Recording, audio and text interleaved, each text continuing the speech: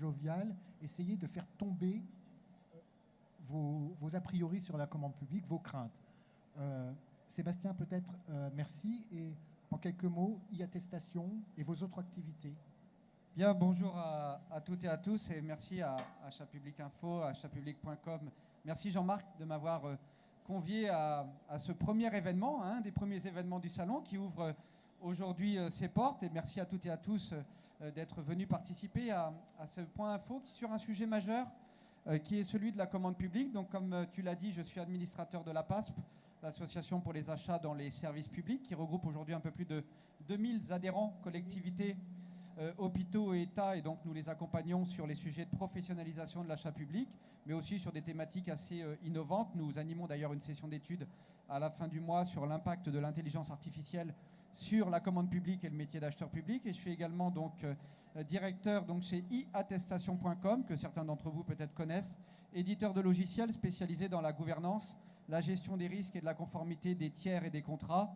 Et donc, nous avons aujourd'hui un peu plus de 800 donneurs d'ordre public qui utilisent notre plateforme, 500 collectivités pour gérer l'ensemble des documents et data autour des enjeux réglementaires, économiques ou réputationnels. Donc, je serai aussi à votre disposition à la fin, naturellement, de ce point info si vous avez des questions sur e-attestation. Et quelques activités universitaires. Alors, quelques activités universitaires, en effet, parce que, comme vous le savez et vous le voyez, je suis quelqu'un de très âgé.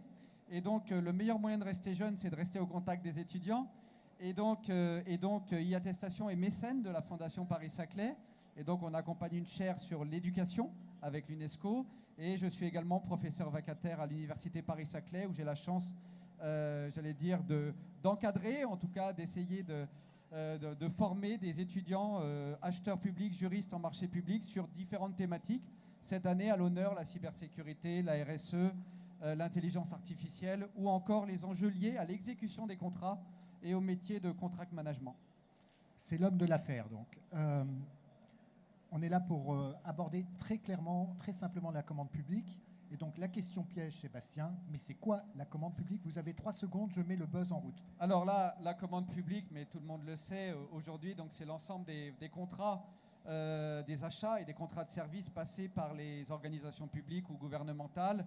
Donc ça regroupe l'ensemble des marchés publics, ça regroupe les concessions, les contrats de concession et d'autres formes de partenariat entre le secteur public et des opérateurs privés. Et quand on parle de commande publique, on va en parler dans un instant, je le rappelle toujours, toute dépense à partir d'1 euro est un contrat public. Voilà, on en parle dans quelques instants. Et la commande publique, c'est naturellement aujourd'hui un enjeu majeur pour les collectivités territoriales au regard d'enjeux politiques qu'on évoquera d'ailleurs dans d'autres moments de ce salon, sur la place des PME ou l'achat local. Mais c'est naturellement un enjeu majeur pour les entreprises, peut-être ici présentes, en matière de développement économique. Donc en gros, c'est dès qu'une collectivité, puisqu'on est au Salon des maires, mais ça peut être aussi n'importe quelle personne publique, a un besoin, elle doit respecter des règles à partir du moment où elle engage ce qu'on appelle les deniers publics. C'est notre argent, hein, donc on leur demande de respecter une certaine forme, un certain nombre de procédures ou de principes pour garantir le bon usage des données publiques. Alors ces grands principes, c'est lesquels? Alors les grands principes de la commande publique, alors c'est vrai que souvent on parle que de 3 grands principes que sont l'égalité de traitement, la liberté d'accès à la commande publique et la transparence des procédures. Alors on pourra d'ailleurs au travers de ce salon, on en parlera, peut-être s'interroger sur l'égalité de traitement ou la liberté d'accès, de plus en plus remis en cause par des enjeux ou des idées d'exclusion de la commande publique et pas que des entreprises russes. On voit bien qu'aujourd'hui se pose la question de l'exclusion de la commande publique d'entreprises qui n'auraient pas publié leur bilan carbone, d'exclusion de la commande publique d'entreprises qui ne respecteraient pas à terme l'égalité femmes-hommes. Et donc on voit bien que finalement cette liberté d'accès, elle n'est pas si libre que ça, pour de bonnes raisons d'ailleurs, environnementales ou sociales. Et il y a d'autres grands principes qui apparaissent, qui sont apparus récemment. Alors naturellement, la proportionnalité, c'est une notion importante, c'est-à-dire aujourd'hui faire des marchés publics, mettre en place des clauses et des pondérations qui sont en lien avec l'objet du marché. On voit actuellement pas mal de dérives dans les appels d'offres, y compris des collectivités, sur cette pression environnementale ou sociale, politique, qui amène à surpondérer ce critère, voire à sortir des questionnaires qui sont parfois un tout petit peu éloignés de l'objet du marché et qui créent des risques de contentieux nouveaux en matière environnementale ou sociale. Et puis on a un sujet d'efficacité de la commande publique. On sait que l'argent est rare et cher, Mais l'efficacité de la commande publique, ce n'est pas juste du gain achat, c'est de plus en plus du coût global, et on en parlera. C'est important le coût global, parce que moi qui défends le Made in France, e-attestation est d'ailleurs un éditeur de logiciels Service France Garantie, aujourd'hui, quand vous achetez 100 € un produit en Europe, vous en récupérez 75 € en valeur. Quand vous achetez 100 € un produit en Chine, vous en récupérez 15 €. D'un point de vue prix, les deux produits valent 100 €. Donc sur un appel d'offres, vous allez les comparer. Mais si vous approchez en coût global, clairement aujourd'hui, un produit acheté en Europe est bien plus efficient et bien plus pertinent économiquement qu'un produit acheté en Asie. Puis la responsabilité, si vous êtes acheteur ou entreprise, la pression politique est forte et elle va s'accentuer. Elle va s'accentuer au travers des prochaines élections, qu'elles soient locales ou nationales. La commande publique est devenue un levier des politiques, est devenue un levier de politique publique, et vous n'échapperez pas, j'allais dire, aux enjeux environnementaux, sociaux, aux questions de souveraineté dans la commande publique. C'est un sujet important pour les acheteurs, d'un point de vue professionnalisation, mais c'est aussi un sujet majeur pour les entreprises, et j'ai la chance d'en accompagner quelques-unes dans quelques missions de consulting. Il faut que les entreprises apprennent à marketer la valeur, à apporter de la valeur, et finalement à démontrer que leur statut de PME ou leur proximité avec l'acheteur public n'est pas en tant que tel un critère, mais que ça apporte de la valeur aux services et aux deniers publics. Ce que nous dit Sébastien Taupiac, c'est qu'en fait, la commande publique n'est plus qu'une question de suivi de réglementation et de procédure. Il y a un véritable un esprit, j'allais dire entrepreneurial, c'est pas péjoratif, enfin j'espère que vous ne prenez pas de façon péjorative par rapport aux acheteurs publics en collectivité, mais on demande beaucoup plus que le simple suivi de la réglementation. Ça, à la limite, c'est facile, c'est acquis. Le code, il n'a pas bougé depuis un petit bout de temps quand même. Hein, oui, voilà. C'est vrai. Ce qui est important de dire peut-être, Jean-Marc, c'est que pour vous rassurer ou pour rassurer les élus, s'il y en a ici, c'est que la peur du tweet a dépassé la peur du juge. C'est-à-dire qu'aujourd'hui, vous avez beaucoup plus d'exposition réputationnelle dans une collectivité via un achat public qui serait déviant par rapport aux politiques publiques que de risquer un référé précontractuel, contractuel ou contentieux. On sait que le risque, d'ailleurs, exprimé par les élus récemment dans un sondage, le premier risque, c'est l'atteinte à la probité et les sujets de conflit d'intérêts et de corruption. C'est le risque, c'est l'étude de la SMAC qui est parue la semaine dernière, que vous pouvez retrouver sur achatpublic.info. C'est la perception du risque par les élus. Ils ont plus peur de se faire attraper pour des questions de probité que de se faire attraper par des concitoyens parce qu'ils ont mal géré leur parking. Vous pouvez peut-être nous parler d'une grande banque? Oui, alors dont on ne citera pas le nom. Il y a cet exemple, vous avez récemment 1200 étudiants de grandes écoles qui ont publié une tribune la semaine dernière disant « Jamais nous ne travaillerons dans cette grande banque. Jamais ». Pourquoi? Parce que cette entreprise, pardon Jean-Marc, je suis parti sur mon propos, pourquoi je ne travaillerai jamais dans cette grande banque? Et ça fait beaucoup de bruit médiatique, et la banque n'a aucune condamnation, ni aucun risque, ni civil, ni pénal. Et bien parce que cette entreprise n'est pas vertueuse, parce que cette entreprise finance les énergies fossiles ou l'économie d'hier. Et donc vous voyez qu'un positionnement d'étudiant à un moment devient beaucoup plus, expose davantage ce grand donneur d'ordre privé que n'importe quelle condamnation. Aujourd'hui, en tant qu'élu, vous avez plus de chances d'avoir des problèmes en faisant rouler votre police municipale en BYD électrique, j'allais dire, qu'en faisant une erreur au BAMP, au JOUE, lors de la publication d'un appel d'offres. Et pourtant, aujourd'hui, les moyens, vous les mettez encore beaucoup sur le droit et le réglementaire, alors que vous devriez les mettre énormément dans la communication, les relations publiques et le suivi de l'e-réputation. Est-ce que vous avez, on va se permettre des pauses, des questions à ce stade à poser à Sébastien, pas à moi parce que je réponds jamais aux questions, c'est pas mon rôle. Je plaisante.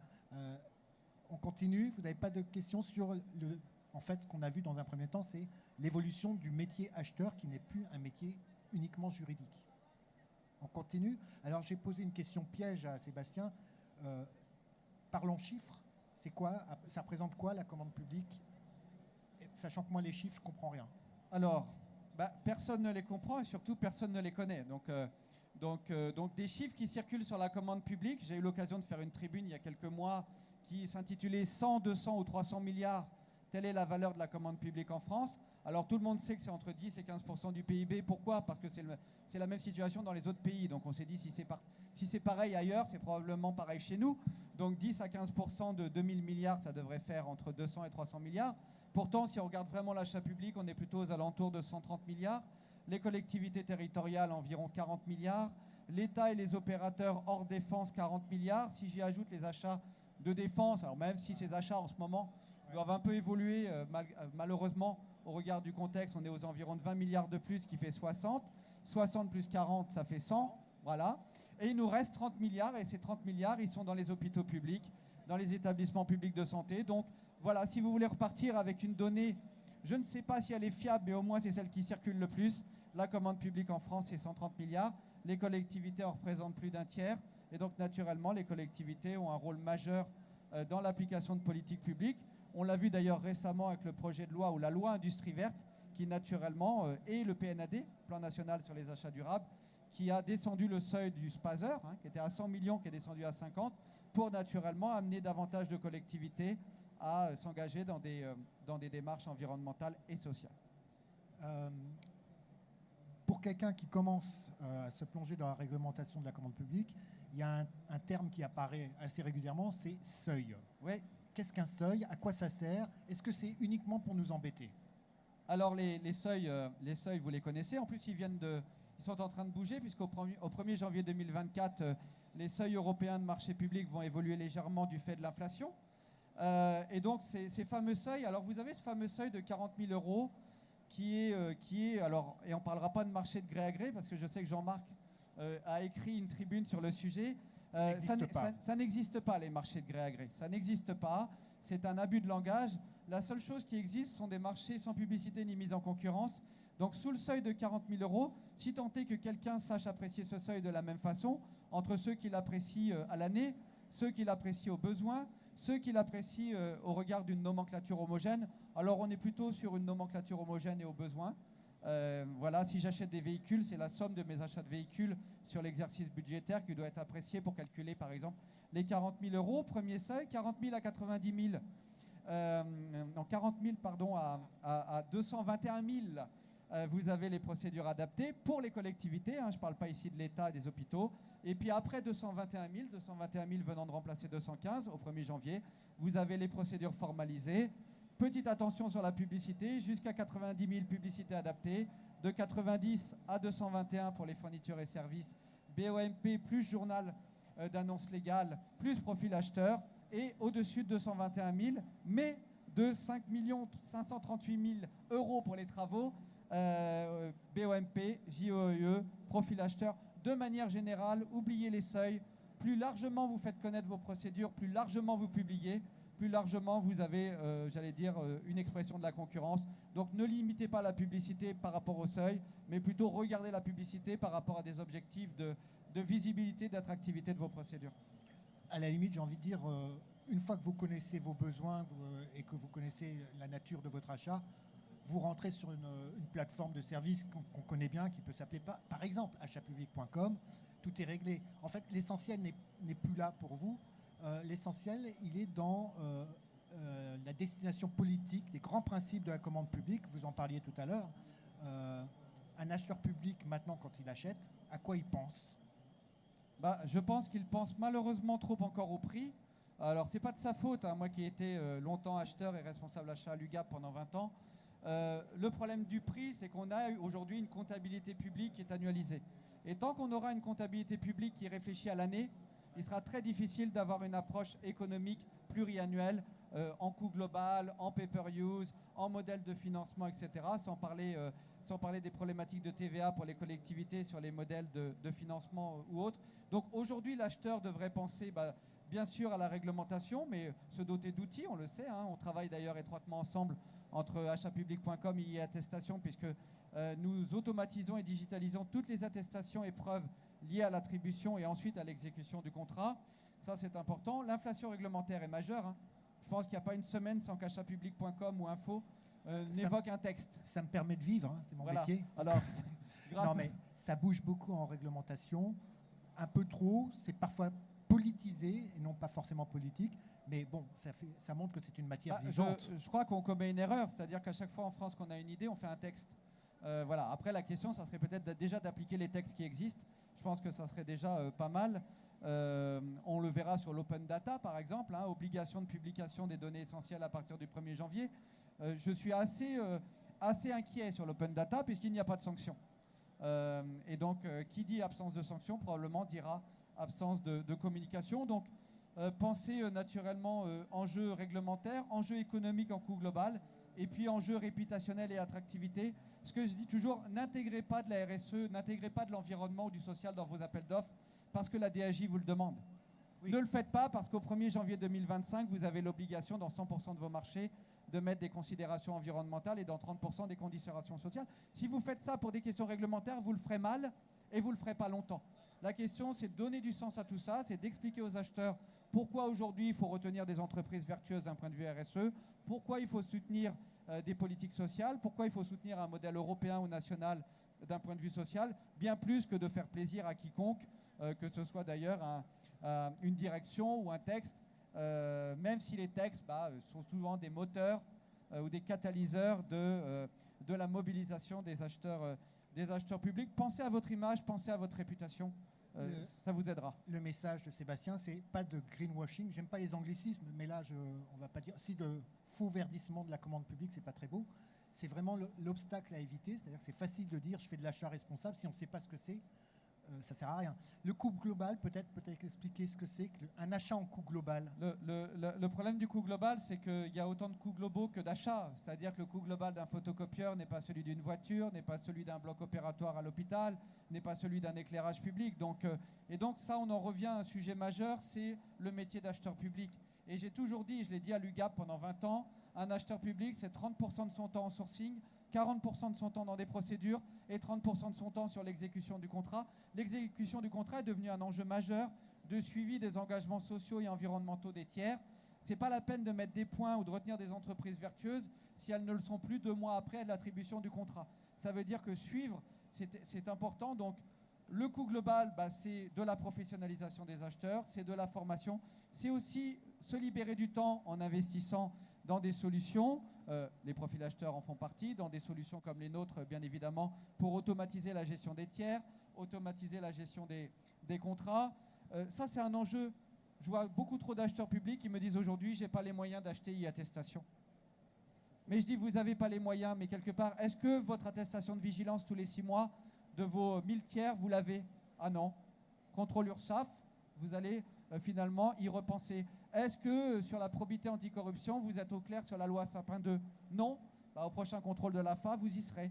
Donc, je pense qu'aujourd'hui, il faut que les directions achats, il faut que les collectivités investissent dans des SI, investissent dans des outils de contrat tech, gestion des tiers. Pourquoi? Parce que ça libère du temps aux acheteurs, aux juristes, aux assistants acheteurs pour faire d'autres tâches à forte valeur ajoutée que de courir après une attestation russe, que de courir après une attestation URSSAF, que de courir après une assurance RC Pro ou décennale. Il y a aujourd'hui des solutions sur le marché qui vous permettent de ne plus vous occuper de tout ça. Renforcer la phase de sourcing, passer du temps en amont. Tout le monde voit ce qu'est le sourcing. Oui, hein. N'hésitez pas, on est vraiment à la cool. Je me déplace avec mon micro. Hein. Donc là, on est déjà dans les conseils achats, dans les conseils acheteurs, mais je le savais. Renforcer le temps sur la phase d'exécution. Beaucoup trop de directions achats publics. Dès que le marché est attribué, passe à l'achat d'après. Suivre l'exécution, mettre en place des KPI, des indicateurs, s'assurer que le fournisseur est conforme à ses engagements d'un point de vue technique, d'un point de vue service, d'un point de vue environnemental, d'un point de vue social. C'est fondamental parce que si un fournisseur a la conviction que vous n'allez pas suivre l'exécution du marché, eh bien à chacun de vos appels d'offres, il va pipoter, il va faire du greenwashing, il va s'engager sur des choses, il ne prend pas grand risque. Vous n'allez pas le surveiller, vous n'allez pas le suivre. Donc, investissez dans l'exécution, ça c'est important. Le contract management. Alors oui, parlez-nous de ça.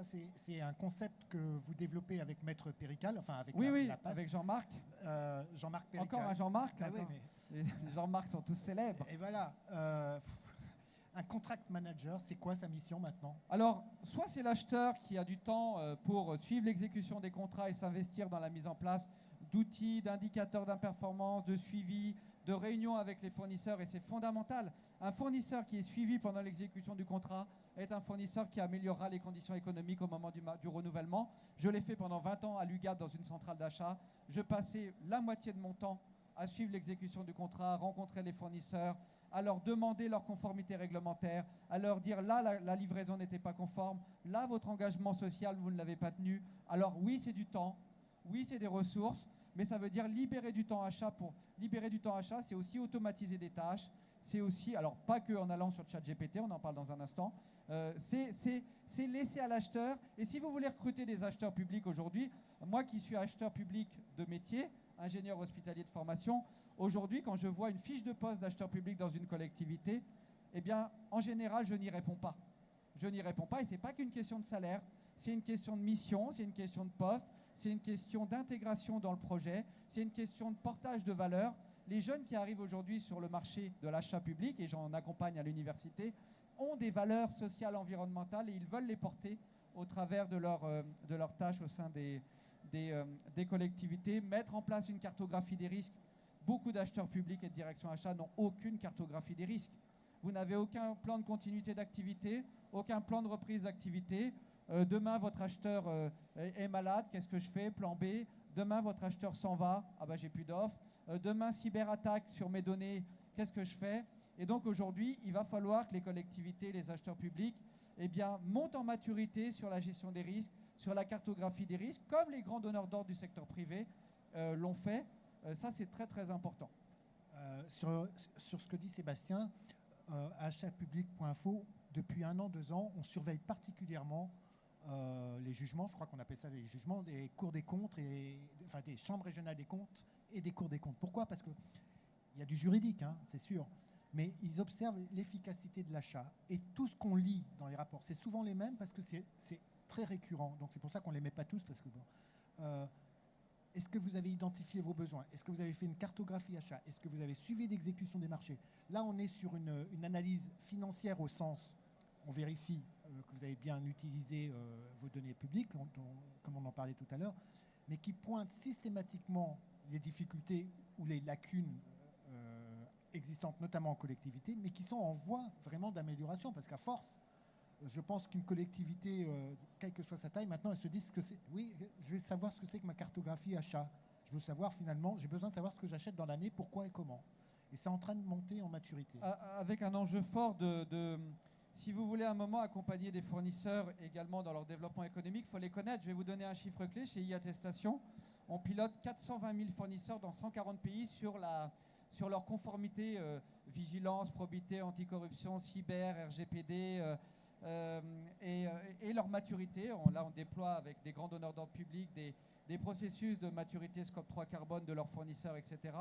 Eh bien, quand une collectivité, on travaille avec 500 collectivités aujourd'hui chez e-Attestation, notre premier travail, c'est de dire donnez-nous la base de vos tiers. Mandataires, co-traitants, sous-traitants, travail de qualification, en général, 20 à 25% de la base fournisseur est erronée.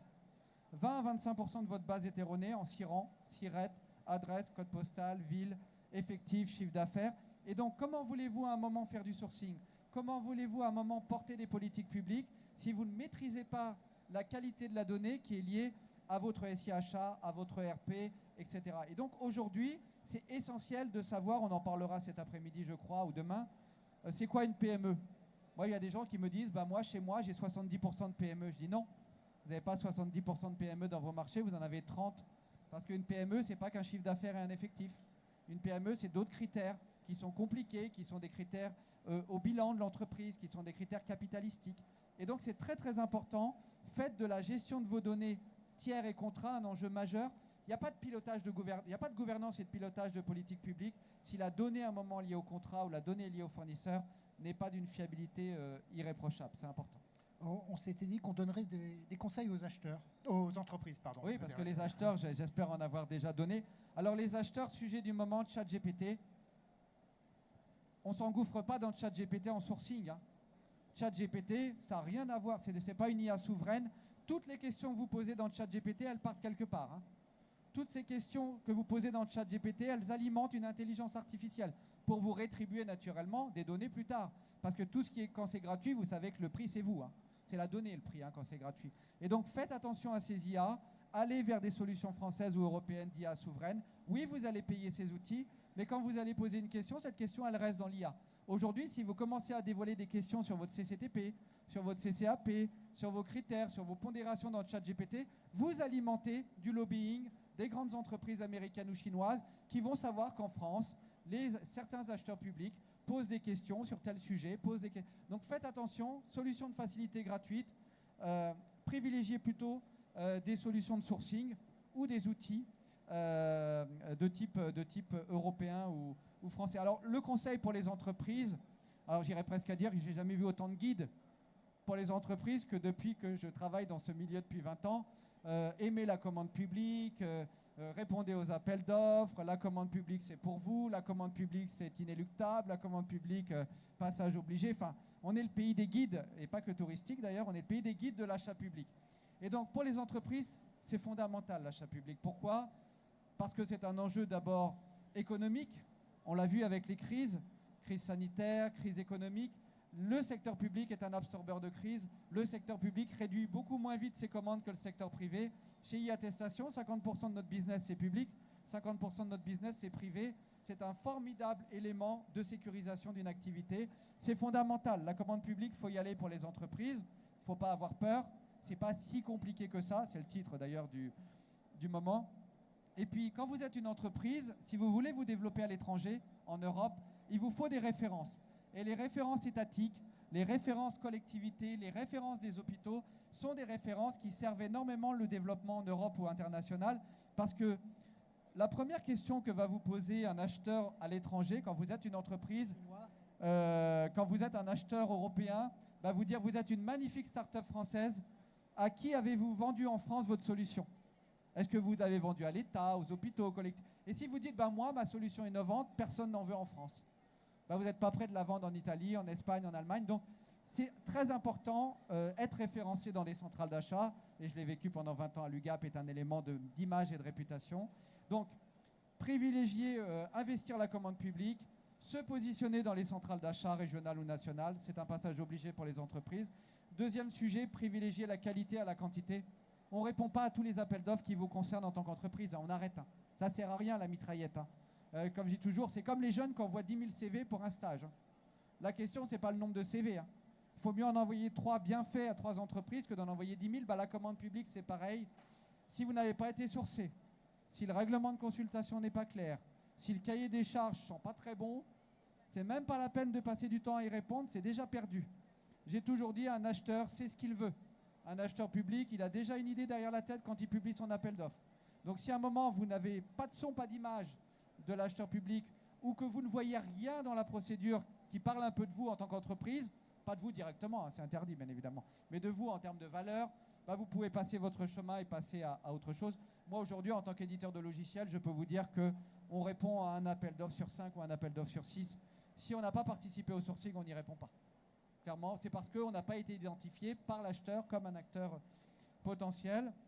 Ça, c'est important. Et puis, dernier conseil, en tant qu'entreprise, renseignez-vous sur l'organisation et l'acheteur public. L'acheteur se renseigne sur vous, renseignez-vous. Quel est cet établissement public ? Qui est l'acheteur public ? Quel est son profil LinkedIn ? Quel est son parcours ? Quels sont ses centres d'intérêt ? Cet acheteur est-il légitime sur ce sujet d'activité ? Fait-il un copier-coller du cahier des charges ? Un acheteur qui lance un appel d'offres d'énergie et qui n'a jamais traité de l'énergie, je peux m'inquiéter. Voyez ? Donc ça, c'est très très important en tant qu'entreprise. Renseignez-vous sur l'acheteur, sur son organisation. Et puis, comme la ministre en charge des TPE-PME a annoncé aux assises des délais de paiement qu'elle allait mettre en place. C'était hier, ça ? Non, c'était il y a quelques jours que la ministre en charge des TPE-PME allait mettre en place du name and shame des collectivités publiques sur les délais de paiement. Dernier point, renseignez-vous sur les délais de paiement de la collectivité qui publie l'appel d'offres et dites-vous qu'à un moment, si ces délais sont excellents, allez-y. Si ces délais sont très moyens ou très dégradés, intégrez ce risque dans vos prix. C'est très important. Voilà peut-être un conseil. On est entre nous, elle n'entend pas, elle ne passe pas encore, mais Olivia, elle a gueulé après les acheteurs publics. C'était, oui, effectivement, jeudi, je crois, ou vendredi. Oui, c'était la semaine passée ou la semaine d'avant. Et on en a parlé avec le médiateur des entreprises hier sur Achat Public Invite. Son idée, c'est de dire... globalement, les acheteurs publics payent dans les délais, à part le secteur hospitalier pour plein de bonnes raisons. C'est très complexe et ils ont eu des soucis pas mal. Enfin, donc, voilà. On rattrape les délais de paiement. Donc l'acheteur public paye bien dans les délais en général. Mais elle dit, en général, ça ne suffit pas. L'acheteur public, par définition, c'est l'exemplarité. Et elle considère qu'un acheteur public qui s'amuse à retenir un peu ses factures, pas forcément... de façon volontaire, ils ne font pas forcément des effets de trésorerie, etc. Des grandes entreprises peuvent le faire. Mais pour des raisons de process, d'appel d'offres qui traînent, de bons de commande, enfin bref, une mauvaise organisation, elle n'acceptera pas longtemps. Donc on va voir, ça va être drôle, enfin je me comprends, du name and shame sur des acheteurs publics, si ça continue comme ça. Alors après, elle a de la voix. Oui, après, moi qui baigne dans l'achat public depuis des années, il faut saluer quand même les délais de paiement des collectivités de manière générale. Il faut que les acheteurs publics aussi réfléchissent à améliorer toute la phase de service fait, de validation de service fait pour la partie ordonnateur et comptable. On est dans des modèles d'achat plus compliqués aujourd'hui. On fait du financement, on fait du pay-per-use, on fait de la location longue durée de voitures. Et donc tous ces nouveaux modèles économiques complexifient le service fait pour l'ordonnateur. Et donc il faut y réfléchir aussi. En tant qu'entreprise, si vous avez un modèle économique original, on peut vous assurer que naturellement ça rentre dans les cases. Et pour les acheteurs publics, dans les appels d'offres, commencez à réfléchir à la meilleure façon d'accélérer la validation de services faits, d'accélérer ce document. Parce que si on améliore cette phase, eh bien on va améliorer le délai de paiement. Est-ce qu'il y a des questions ou des remarques? S'il n'y en a pas, je vais vous donner des éléments de calendrier importants, essentiels. C'est les éléments fondateurs de ce salon, je pense. On peut se retrouver tout de suite sur le stand achatpublic.com. C'est juste en B95. En fait, c'est un faux pro. Si vous voulez qu'on continue à échanger, vous passez un petit peu avec nous. Oui, bien sûr, bien sûr. Jusqu'au champagne. Voilà. On se retrouve sur ce même stand en B95 avec Sébastien pour parler d'achat local. L'achat local, le localisme, la souveraineté, c'est des notions dont on parle, dont beaucoup d'hommes politiques se saisissent, on va dire. Mais c'est quoi la réalité? Je n'ai pas le droit d'acheter à côté. Pourquoi? Comment? Peut-être que si. Sébastien nous dira tout. Ça, c'est du teasing. Sébastien nous dira tout. Tout à fait, sur l'achat souverain. L'après-midi, demain matin à 10h45, toujours au stand, Sébastien nous dira tout. Il nous sur les TPE-PME? Sur l'accès des PME à la commande publique. Là aussi, c'est un message beaucoup porté par les gouvernements en réalité. L'achat public, ça concerne aussi les PME. Et puis, mercredi, nous aurons une table ronde sur le fameux achat. Alors, le journaliste a tenu à marquer gré à gré, donc il est viré. C'est un journaliste d'achatpublic.info sur qu'est-ce que c'est que ce fameux achat de gré à gré sous les seuils de 40 000 €. C'est une question éternelle qui se pose. Écoutez, je vous remercie. Je vous donne rendez-vous à notre stand InfoPro en B95 si vous voulez continuer à échanger sur ces questions. Merci beaucoup. Merci à vous. Merci.